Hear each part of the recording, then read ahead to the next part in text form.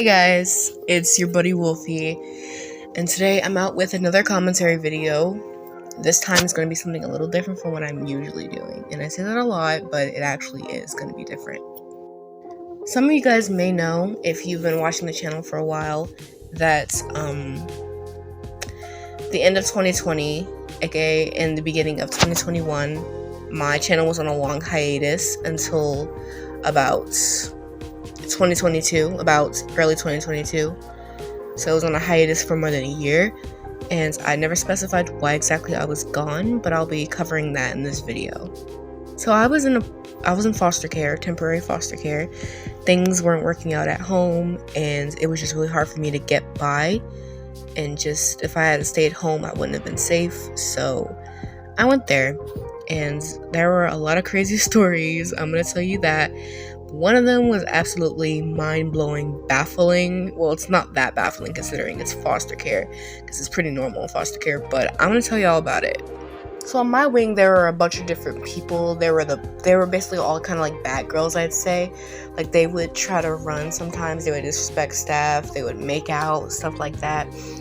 I was kind of just a kid who was like trying to survive there. I didn't really want to be there at all. It was just, I didn't really care about cliques. I didn't really care about the people on the wing, except for like one person. Basically, I remember this one day, everybody was talking about running, right? And me personally, I never wanted to do that. It didn't sound fun to just like, you escaped from the facility, and then what? You go out to the streets. You can't just get a job and make a house. You can't just do that. We were all underage. And we didn't know anybody. We didn't have any vehicles. And then if we did have friends to pick us up, they would go to jail for picking us up. We didn't have anyone to go to. So it was a really bad idea to think about running like that. But we were all thinking it. At least they were, at least. They were just like, hey, you should run with us. And I'm like, no. Why would I run with you guys? They're just like, oh, it's going to be fun. Don't worry. You just have to like wear clothes over those clothes so they can't identify you. I'm like, that doesn't sound right. Of course it doesn't sound right, because it's not right. Like, even if it's like a really bad facility, I guess the best thing to do is stay there unless you're being like actively abused and you need to get out of there and get help.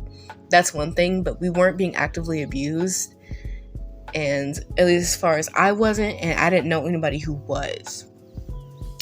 And that wasn't their excuse for running anyway. It was just that they didn't want to be there and they'd rather be out in the open. And I'm just like, that makes sense, except you don't know what's out in the open.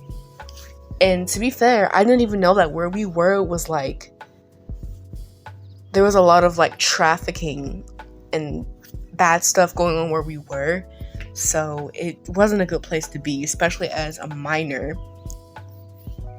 You know, not having anyone to come pick you up, not having anyone to come help you other than like a stranger. And God forbid you got into a stranger's car. So despite everything that was happening, which I didn't like, there was like arguing, fighting, staff were rude, food was disgusting. It just wasn't really a good place to be in for me. I didn't want to run because I knew the consequences would be worse than the outcome. I mean, actually, that's not really true, because the outcome would be the consequences. So what I mean to say is the consequences are worse than what you think you're getting out of it. It's more stronger than what you think you're getting out of it. So say you're getting quote unquote freedom. The consequences are you could end up in somebody's basement. You could come back and then be penalized and have to stay there longer. Or something else, you could get arrested, you know. It was just too many bad consequences to running away, and so I didn't want to do it, and I kept telling them no. However, I had decided, you know what, let's just do it, because I want to do something, because honestly, I'm sick of living here already, and I've only been here for like a week. I don't have anything better to do, might as well just try to run with them.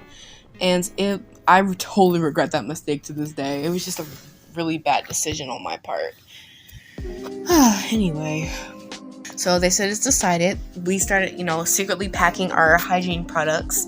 We started getting dressed in double layers, because I wore wigs in foster care, and I wanted to bring my wig with me, and they told me that my wig would be identifiable.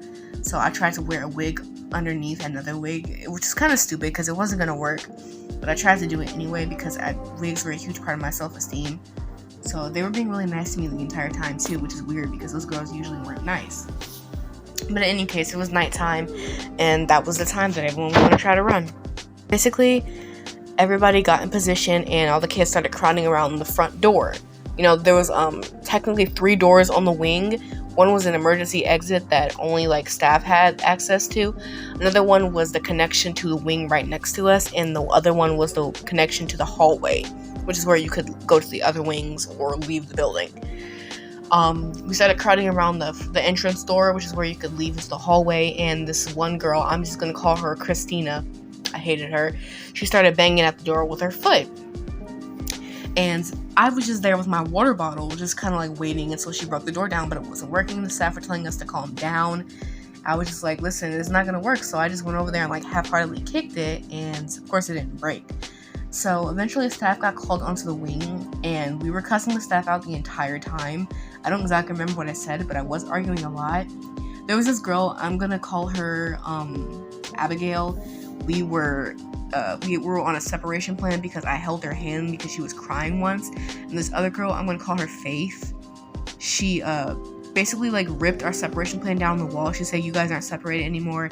She started pouring candy all over the floor, and she poured water on the floor. So after a while of staff telling us to calm down, the girl Abigail, she took her flip-flops off and she ran full speed at the door and broke it down. And she screamed, "It's open!" And we just darted. We darted to the front door. And then this guy, I'm gonna call him Mr. Silky, I don't know, Mr. Silky. He came out of nowhere and blocked the entrance. And then the girl, Abigail, she fell backwards and her knees were like trapped against the door frame and she was screaming in pain. And everybody was screaming at the same time. He just like, unbend your knees, unbend your knees. She keeps screaming. And so I get upset and I unscrew my water bottle and I splash water in his face. And he looks at me like I just chopped his foot off. Like he was like completely like enraged at me. I said, "Don't fucking touch her." And he was just like, "Did you just assault me?" So everything died down after that. But I'm just gonna be 100% honest with you. It still affects me. The cops were called. I went to my room. I was crying. I called my mom. I told her I really regretted what I did because it was really stressful. And it was just hard for me to go through, even though it was my fault. I'm not blaming anybody but myself. I'm not saying they manipulated me. I chose that on my own. I chose to try to run with them. I chose everything that was on me, so I'm not putting the blame on anybody else. It was my decision, and I regret it. But I'm actually glad I made the mistake just so I can know just how dire those consequences are. And I didn't even make it out the door, and it still affected me greatly. So yeah, if you guys are trapped in foster care and you're not being immediately abused, just wait your time out, no matter how unbearable you think it is, because being out in the streets, it's not worth it, okay? Anyways, thank you guys for watching. See you later.